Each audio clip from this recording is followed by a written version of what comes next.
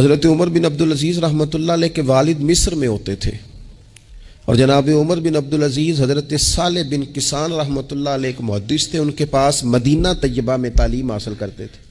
تو آپ نے اپنے استاد صاحب کے پیچھے عصر کی نماز پڑھی تو ایک رکعت آپ کی لیٹ تھی، اٹھ کے آپ نے نماز پوری کی تو حضرت صالح بن کسان محدث تھے، عالم تھے، حدیث پاک کو جاننے والے، وہ حضرت عمر بن عبدالعزیز سے کہہ رہے ہیں بچپن ہے اور والد مصر میں۔ انہوں نے پوچھا بیٹا کہاں تھے؟ نماز میں ایک رکعت میں نے دیکھا کہ آپ نے دیر سے نماز پڑھی ہے۔ تو عرض کرنے لگے میں حضور کنگھی کر رہا تھا۔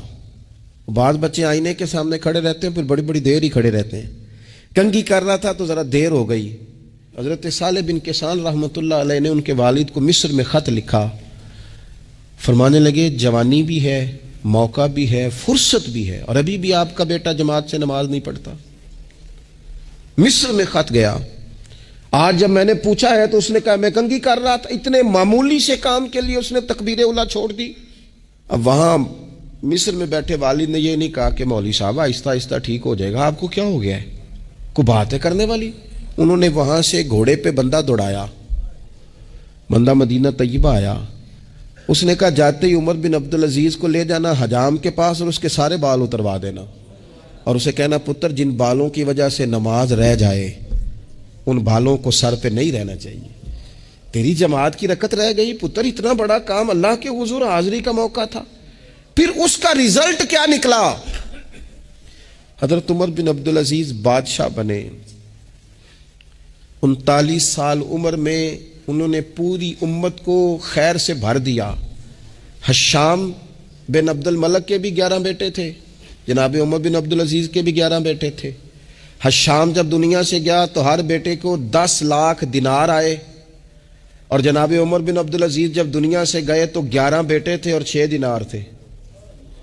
اور جاتی دفعہ کہنے لگے پتر اپنے باپ پہ شکوہ نہ کرنا، تمہارا باپ بزدل تھا، 2 رستے تھے، یا تو میں اپنے لیے جہنم کٹھی کرتا اور تمہارے لیے جائیداد بناتا، لیکن میں بزدل تھا، دوزخ سے ڈر گیا، میں جائیداد نہیں بنا سکا، اپنے باپ کو معاف کر دینا۔ تو بچے کہنے لگے ابا جی ہم جس گلی سے گزرتے ہیں لوگ اٹھ کے کھڑے ہو جاتے ہیں کہ نیک باپ کی اولاد جا رہی ہے، اچھے باپ کے بچے جا رہے ہیں، ہمیں کوئی ضرورت نہیں جائیدادوں کی۔ وہ شخص جو یہ بیان کرتا ہے نا کہ 6 دینار چھوڑ گئے تھے، وہ کچھ کفن دفن پہ لگ گئے، کچھ اور کسی کام لگ گئے، 6 دینار کل بچے بچوں کے پاس، 11 بیٹوں کے پاس، لیکن وہ شخص کہتا ہے وہ جو 10 لاکھ دینار حشام بن عبد الملک کے بچوں کو آئے تھے وہ مسجدوں کے سامنے بھیک مانگا کرتے تھے، کیونکہ جب بچوں کو بنا اس طرح کا دیا گیا کہ کھانے میں پینے میں موج میں اڑا دیا مال، اور یہ جو 6 دینار 11 بیٹوں کو دے کے گیا، رب نے اتنی برکت دی کہ ایک ایک بیٹا ایک ایک وقت میں 100 گھوڑے مال کے بھرے ہوئے رب کے رستے میں خیرات فرمایا کرتے تھے۔ اصل دولت اولاد ہے، اصل دولت اس کا اخلاق ہے، اصل دولت اولاد کی اخلاقی تربیت ہے۔